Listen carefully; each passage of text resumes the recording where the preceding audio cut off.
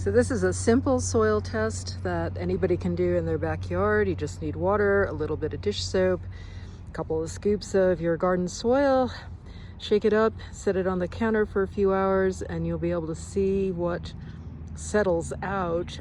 The heavy stuff will be on the bottom, the clay will be on top. This is my little introduction to my soil test. I just sent off to Logan Labs the soil from here in this garden, future garden area, and a couple other places around the yard to see what we're starting with, our baseline for this garden. The other thing somebody said you can do is take vinegar and just spray it on the soil and see if it kind of foams up.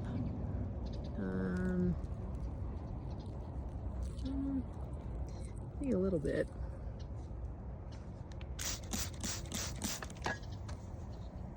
Yes, yeah, when it's first sprayed, it's a little bit foamy.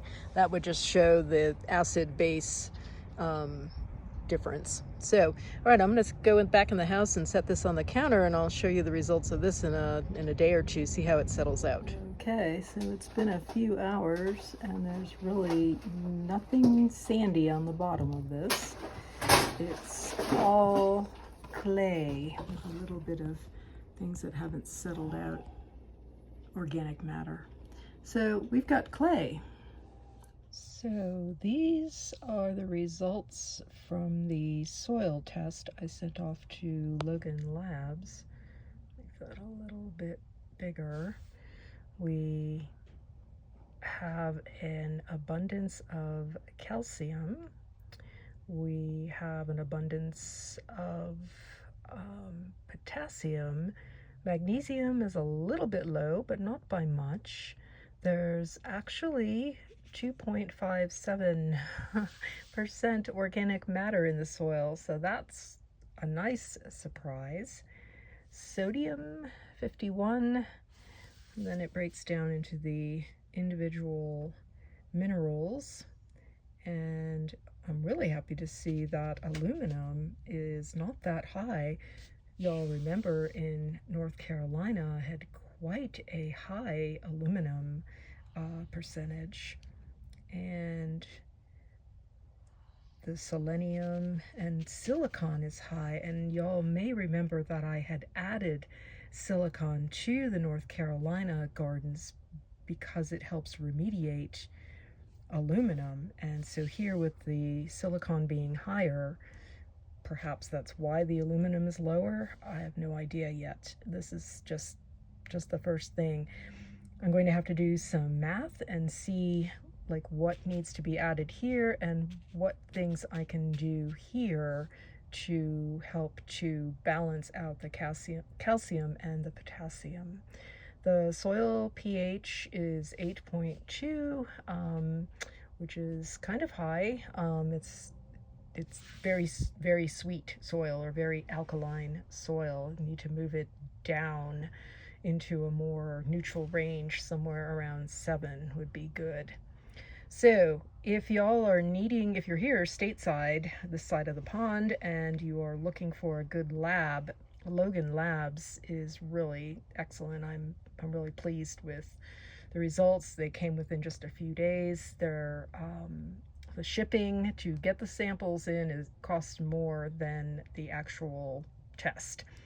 I also had them test our water, because I'm a water snob, having hit a spring. So this is the water sample results. So I can get that centered in there.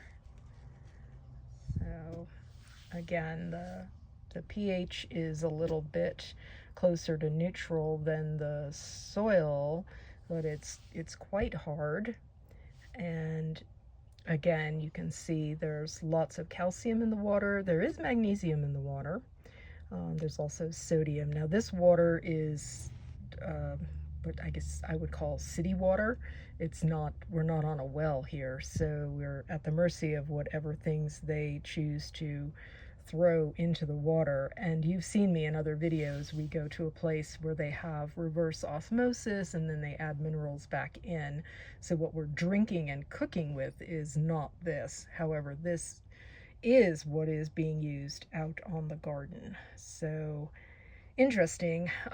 Some folks that we know at the senior center where we go for lunch, their garden was not doing well and they were using rainwater, and it quite surprised them, and so they had it tested, and it had a super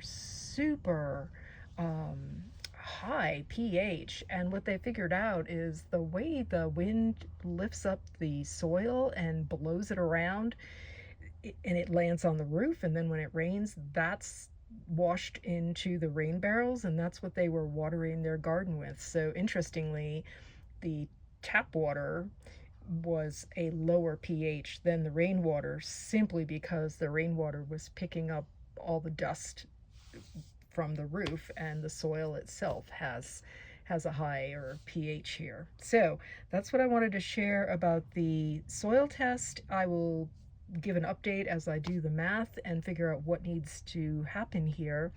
And if you're curious, so here's the one from North Carolina. Just get that centered in. Make it smaller. There we go. Yeah, so quite different as far as the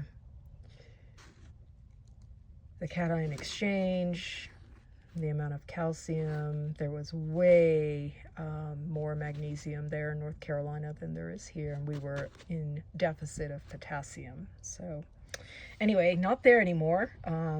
Potentially I could mail this to the folks who bought the property from my stepkids. If they're going to garden, they might appreciate having this.